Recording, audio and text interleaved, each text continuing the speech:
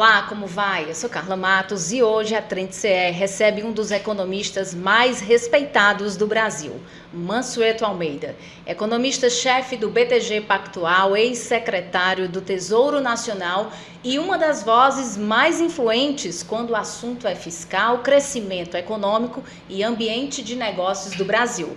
Com uma trajetória marcada pela clareza técnica e pela capacidade de explicar temas complexos com simplicidade, Mansueto nos ajuda a entender não apenas os números, mas o que eles significam para o presente e o futuro do país. Seja muito bem-vindo, Mansueto. É sempre um prazer conversar com você e tê-lo novamente aqui na Trends. Obrigado, Carla. Prazer estar aqui novamente.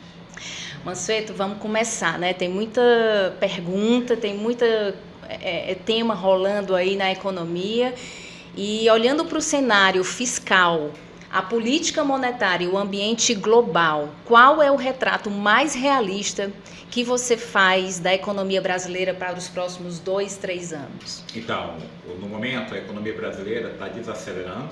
A gente vem de vários anos de crescimento muito forte, pós-pandemia. Em 2021, o Brasil teve um crescimento de 5%, em 2022, 3%, em 2023, 3,2%, e no ano passado, 2024, um crescimento de 3,4%. Foram 4 anos de crescimento muito forte e que nos levou a uma queda muito forte do desemprego. A taxa de desemprego do Brasil hoje é 5,6%, uma taxa de desemprego historicamente muito baixa. Então, é um cenário que a gente vem no ciclo de vários anos de crescimento, de reformas importantes, só que no momento a gente está com a taxa de juros muito alta para trazer a inflação para baixo. A gente teve um aumento muito forte da inflação, então o Banco Central hoje aumentou os juros para um nível muito alto para poder esfriar a economia. A boa notícia é que mesmo com um juro tão alto, o Brasil crescerá esse ano. Nós deveremos crescer perto de 2%.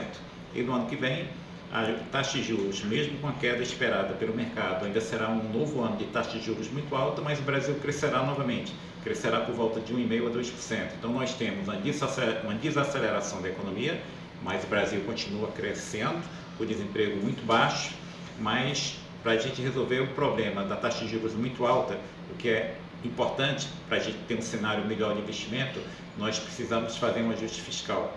As contas públicas do Brasil ainda estão no vermelho e que está nos levando ao cenário de crescimento muito forte da dívida pública. Enquanto nós não resolvermos a questão fiscal, infelizmente, nós teremos que confiar na política monetária. Isso significa juros altos para esfriar a economia e trazer a inflação para baixo. Então, a gente está num cenário hoje de Brasil que a economia crescerá, mas num ritmo muito menor do que os últimos 4 anos. O desemprego no próximo ano deverá subir um pouco, mas a gente deve terminar 2026, mesmo com o crescimento do desemprego, um desemprego ainda historicamente baixo, uma taxa de desemprego talvez abaixo de 7%, e a gente vai esperar para 2027 o que o novo governo, seja quem for o novo governo, poderá ser o atual ou um outro, mas seja quem for o novo governo, qual é o plano fiscal para mostrar para todos os investidores que o Brasil conseguirá controlar o crescimento da dívida pública, que é essencial para a gente ter uma redução sustentável da taxa de juros. Mansueto, o Brasil tem uma taxa de investimento ainda baixa e enfrenta desafios de produtividade, né? Que setores você enxerga com maior potencial de crescimento e atração de capital nos próximos anos, especialmente para quem empreende ou busca oportunidades de negócios? Então, a taxa de investimento do Brasil hoje é em torno de 17% do PIB, é uma taxa muito baixa. Apesar disso, a gente tem algumas boas oportunidades de investimento. Por exemplo, o setor agropecuário no Brasil, o setor agrícola, é um setor que há mais de 30 anos tem um crescimento consistente de produtividade. Então, o setor agrícola vai continuar atraindo investimento e vai continuar crescendo bastante. Vamos lembrar que em 2023, nós tivemos a maior safra de grãos da história do Brasil. Em 2024, a safra caiu um pouco, porque teve eventos climáticos, mas a gente teve a segunda melhor safra da história do Brasil. Em 2025, nós teremos novamente a melhor safra da história do Brasil, será superior à de 23, e possivelmente em 2026, pelas projeções da Conab, nós teremos uma nova super safra que será superior à de 2025. As exportações de commodities têm crescido em volume, o que é bastante importante. O setor de petróleo e gás é um setor que está tendo investimento. O Brasil é hoje um exportador líquido de petróleo, a gente exporta mais petróleo do que importa de petróleo, diesel e gasolina. E hoje o Brasil tem uma perspectiva muito boa, por exemplo, de investimento em data center ligado a todo esse movimento de investimento em inteligência artificial. O Brasil é hoje um país que aumentou muito a oferta de energia renovável, eólica e solar, em especial no Nordeste. Então hoje a gente tem grandes investimentos sendo planejados em data center no Nordeste. O Brasil também tem um aumento de investimento em infraestrutura. Vários governos estão fazendo concessões, não só governos estaduais, mas governo federal também, na área de portos, na área de rodovias federais, em saneamento, no caso dos estados. A gente tem hoje um fluxo de investimento em infraestrutura bastante importante. E, enfim, o Brasil é um país que, embora seja um grande exportador de commodities, é um país muito diversificado. A gente tem segmentos da indústria muito competitivos, a gente tem uma agricultura muito ligada à exportação bastante competitiva. Hoje a agricultura investe muito em tecnologia também e tem setor de serviços também bastante diversificado. Tem uma área que é importante para o Nordeste e para o Brasil, que a gente tem ainda um enorme potencial de crescimento, que é, por exemplo, o turismo. Então o Brasil hoje, talvez em 2025, o Brasil tem um recorde em número de turistas que visitam o Brasil, mas ainda é muito pouco. Se eu não me engano de números, o Brasil recebe de turistas por ano algo aí em torno de 8 milhões de turistas por ano, entre 8 e 9 milhões. Um país como Portugal, que é um país pequeno, de 10 milhões de habitantes, recebe 26 milhões de turistas por ano. Então o Brasil tem um enorme caminho aí, por exemplo, para atrair e crescer no setor do turismo. Então assim, olha, se a gente fizer o dever de casa, fizer controlar o crescimento do gasto para ter um cenário de juros baixo, a gente pode ter boas notícias para o Brasil em diversos setores. A gente falando de confiança e previsibilidade, né? O empresário brasileiro, ele vive ciclos de otimismo e insegurança. Quais fatores hoje mais pesam na confiança dos investidores e empreendedores? Então, eu acho que as duas coisas pesam muito.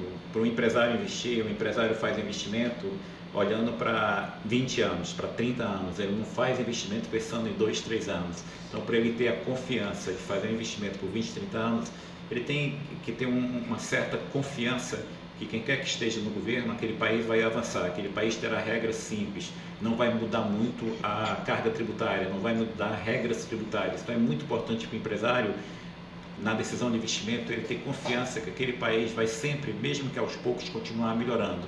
E previsibilidade também é importante, porque se a gente não tem previsibilidade, se o empresário toma a decisão de investimento hoje, baseado, por exemplo, em um cenário de carga tributária, de regras tributárias, depois de 2, 3, 4 anos aquilo muda tudo, aquilo muda a taxa de retorno do projeto, aquilo, enfim, impacta um cálculo que o empresário passou anos para fazer, para tomar a decisão de investimento. Então, eu acho que as duas características, confiança e previsibilidade, são muito importantes para a decisão de investimento de longo prazo. A gente não está falando de investimento em 2, 3, 4 meses, não é investimento em uma ação, não é investimento no título de renda fixa, a gente está falando de investimento em economia real. Para o empresário ter confiança de fazer investimento em economia real por 2 décadas, 3 décadas, ele realmente precisa acreditar que aquele país vai melhorar ao longo do tempo. Falando um pouco aqui de risco fiscal, né? Pelas suas estimativas, se o próximo governo, qualquer que seja ele, empurrar a questão fiscal com a barriga, quando seria o nosso encontro marcado para a próxima crise fiscal? Então, é muito difícil responder exatamente quando seria, mas a gente tem um problema fiscal que é o seguinte: a despesa no Brasil continua crescendo num ritmo muito forte. Para a gente ter uma ideia, pelos números que tem no orçamento, de 2023 a 2026, nós teremos um crescimento real do gasto público federal, não financeiro, que é tudo que o governo gasta sem incluir a conta de juros. Nós teremos um crescimento real de 17%, o que é muito alto para um período de 4 anos. Então, o grande desafio do Brasil daqui para frente, qualquer que seja o governo, o desafio é o mesmo: como a gente consegue controlar o crescimento do gasto público para gerar uma economia que a gente chama de superávit primário, para permitir a redução da dívida. A dívida do Brasil está numa trajetória de crescimento muito forte.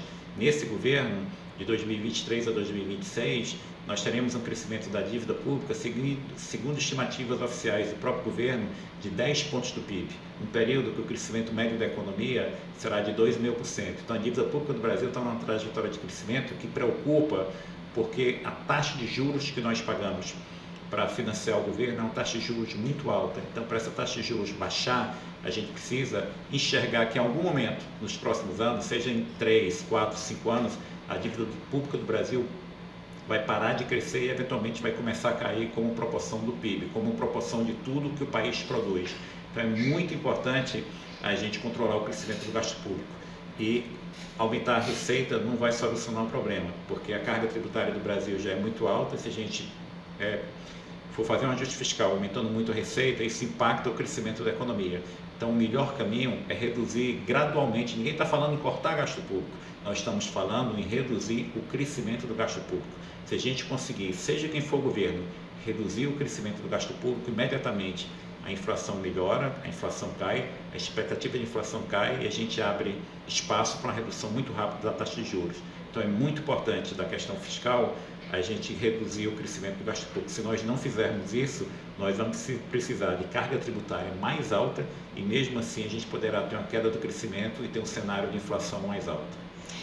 Considerando que a taxa de juros real do Brasil está próxima de 10%, possivelmente a segunda maior do mundo, e assumindo que a taxa neutra está em torno de 5%, essa diferença de 5 pontos percentuais ela é necessária para refletir o nível de risco do Brasil? Infelizmente sim, porque um juro real tão alto como você falou, de 10%, talvez seja o primeiro ou segundo maior juro do país, do mundo. Só tem um país do mundo que estava com a taxa de juros real maior que o Brasil, que era a Turquia.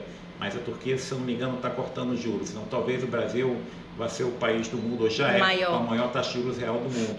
Mas em qualquer outro país do mundo, com um juro real tão alto, a gente está falando de juro real de 10%. Em qualquer país do mundo, a gente estaria discutindo qual seria o tamanho da recessão. Mas o Brasil não terá recessão, o Brasil vai crescer. Então essa taxa de juros, ela está esfriando a economia.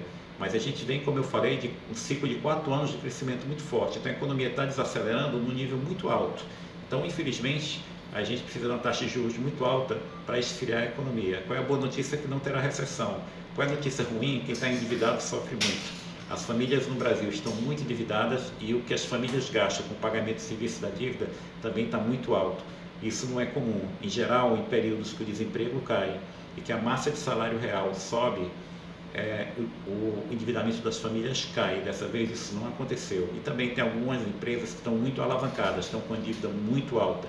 E isso acaba reduzindo a margem, enfim, que essas empresas têm, reduz o lucro. Muitos empresários têm que reestruturar a dívida. Então, o juro alto atrapalha a economia. Qual seria a melhor forma de a gente levar esse juro para uma queda mais rápida? É se a gente tivesse compromisso, enfim, qualquer que fosse o governo, inclusive com compromisso do Congresso Nacional, de controlar o crescimento do gasto público. Sabemos que a trajetória do crescimento de um país depende do capital humano, da produtividade, das instituições e do equilíbrio macroeconômico. Considerando que o Brasil não contará com bônus demográfico e que a qualidade média de ensino ainda está aquém do necessário, como sair da armadilha da renda média em um contexto em que o país está envelhecendo antes de enriquecer? Então, esse é um grande desafio. Quando a gente olha os próximos 4 anos, por exemplo, até 2030, no próximo governo, acho que o maior desafio é resolver o problema fiscal.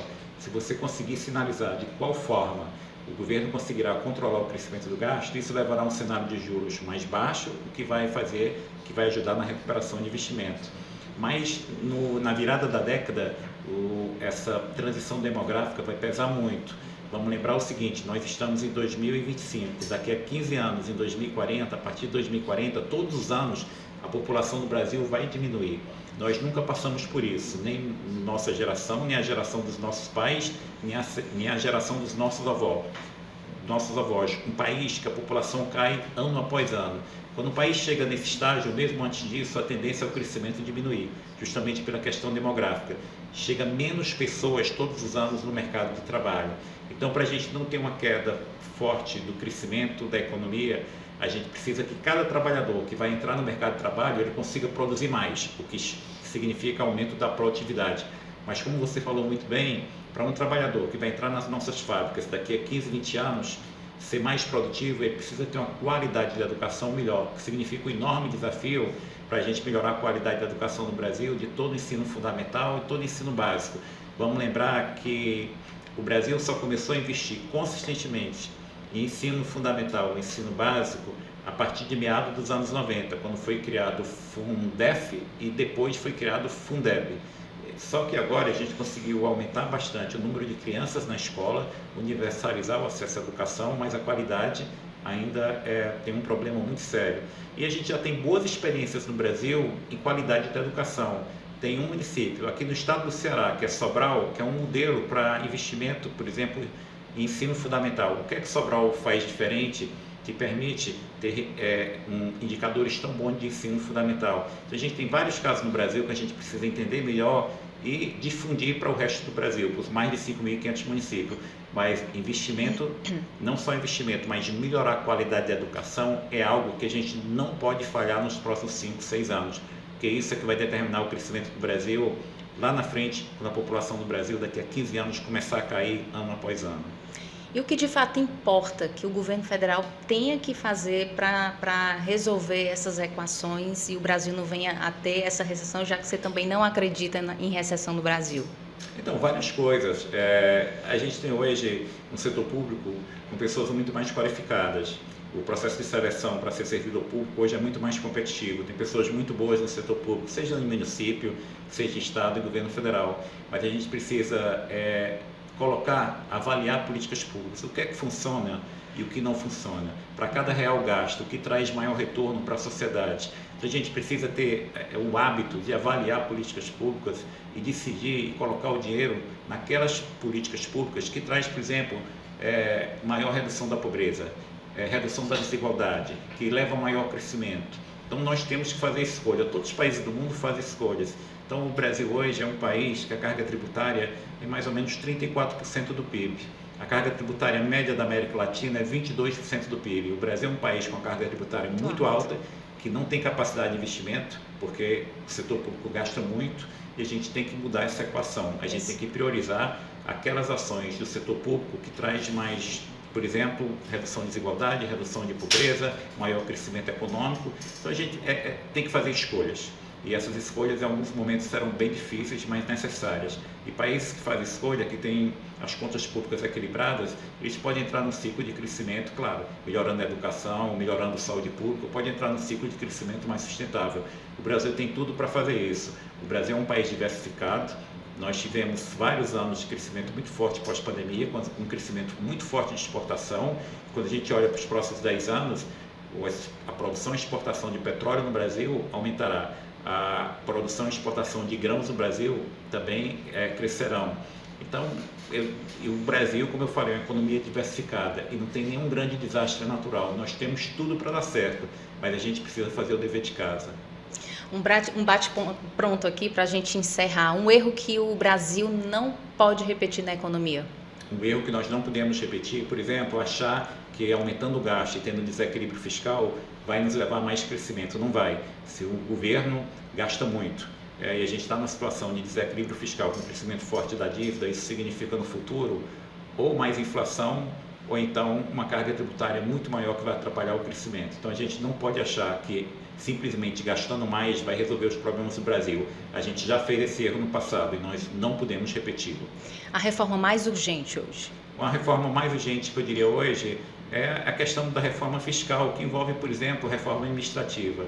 Hoje a gente tem um governo grande, muitas vezes a gente não recebe o que espera do governo, seja na qualidade da educação, em serviço de saúde. O que o governo pode fazer, seja município, estado, governo federal, para ter um serviço público mais eficiente. A reforma administrativa é uma das reformas mais importantes que a gente ainda não conseguiu fazer. E claro, isso vai ajudar, não é só, mas pode ajudar na questão do equilíbrio fiscal. Então, o maior risco fiscal do Brasil? O maior risco fiscal é simplesmente a gente continuar aumentando o gasto e de uma forma insustentável. O Brasil já gasta muito, se a gente continuar gastando muito vai ser um problema. Setor com maior potencial para crescer até 2030? Vários, mas por exemplo a parte de energia no Brasil e todo investimento ligado à energia, como investimento que consome muita energia, que é o caso de data center, nesse boom de investimento do mundo de inteligência artificial, é um setor que pode crescer muito no Brasil, atrair bastante investimento. A parte de infraestrutura também é um setor que pode crescer muito no Brasil, já tem crescido bastante depois que a gente mudou as regras. Olha o que é o aeroporto de Fortaleza hoje, Pinto Martins, olha o que era o aeroporto de Fortaleza 10 anos atrás.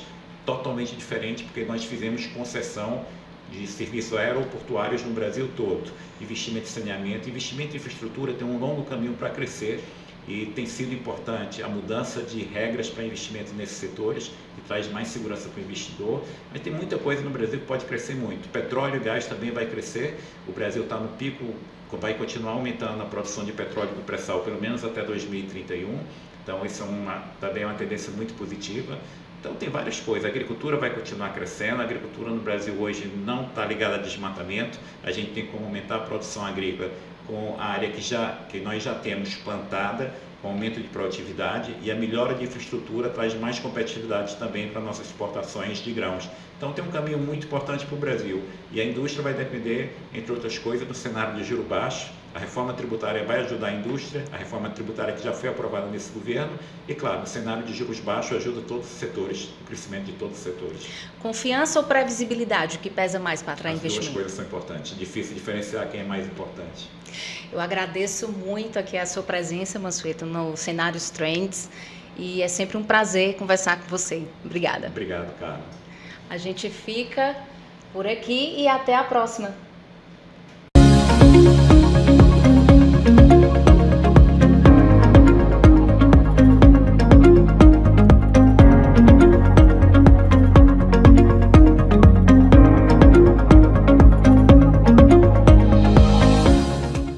Inscreva-se no nosso canal, ative o sininho e fique por dentro dos melhores conteúdos.